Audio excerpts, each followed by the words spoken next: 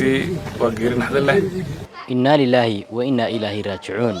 محمد حسن دعالي ayaa ku geeriyooday god ku qodanay dahab oo ku yaala deegaanka Hadley ee ka tirsan gobolka Gabiley waxaana halkaasi gurmad ahaan u gaadhay qaar ka mid ah xildhibaanada golaha deegaanka oo ka mid ah xildhibaan Cabdinaasir Haruun Abban oo ka mid ah golaha deegaanka magaalada Gabiley sidoo kale xildhibaan Cabdiraxmaan Nuur Bakar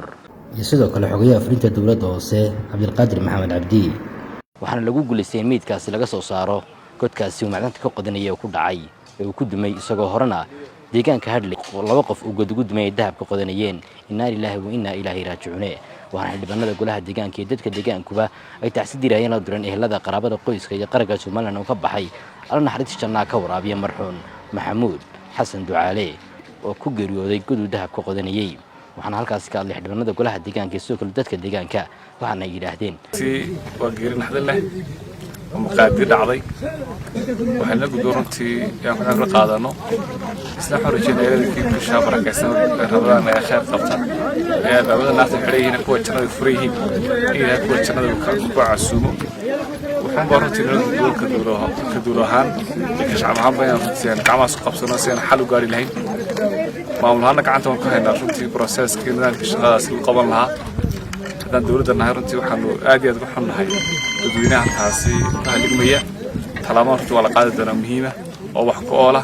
oo dib halkaas ugu soo noqonay oo sameyn doona ilaahay dadkii qorsheega oo leenahay laakiin ta ka horeysa waxaan dadka farana inay ka digtoonaadaan masiibadaasi maadaama aan la garayn gudka korudumayo qofka afraad maadaama uu yahay taasida waxa la qabaa dadka walaalahaya ee maanta ay ka baxay iyo marwada ka baxay ilaahay wuxuu bariyaa samir iimaan ka siiyo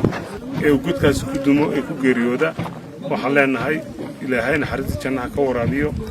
aruurtiisii oridiisii ehelkiisii qoyskiisii qaraabadiisii ummadda reer Gabiley ummadda reer Soomaaliland ilaahay samir iimaan ka siiyo waa qofkii afraad ay naga geeriyooda waxaan leenahay ilaahay nabi maxamed la xiriiriyo maanta waxaan ku aasaynaa deegaanka madado oo ninkii ku horeeyay isaga oo family ahaayeen halka lagu aasay ayaa maanta isaga lagu aasaya ilaahay ha u naxariisto nin walba wixii ilaahay ku tala galay ayuu kaga soo qaadaya nafta halka maanta aanu joogno gurigiisii iyo ooridiisii ubadkiisii ay joogaan ka tagay si uu soo shaqeeyay soo raadiyo ilaahay jannadiisa ku casuumo oo loo dhaafo ilaahay ka dhigo qoyska qaraabada iyo afkiisa samir iimaan ilaahay inaga siiyo carruur fara badan oo yar baa ku joogtay ilaahay waxa la ku siiyo ilaahay taala oo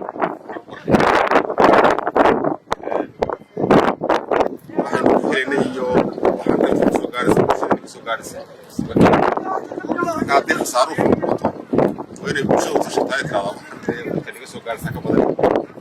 بوليس كده دايو هذا كله ما في الدقيقه يو ما هو يقول سوسو بدورا ومويو ساعدوا ان كده معها هذا انت عشان درنا احنا راسي فعلا هذا ارفيها وديسي اولاديسي رغدي يردينا تحسبهم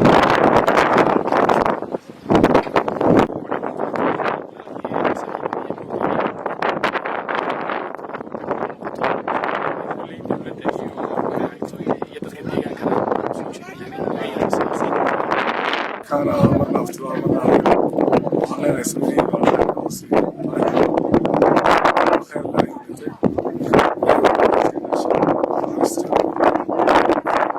ويا الحاجة تلفزيون قرنكه deegaanka Hadley ee gobolka Gabiley bas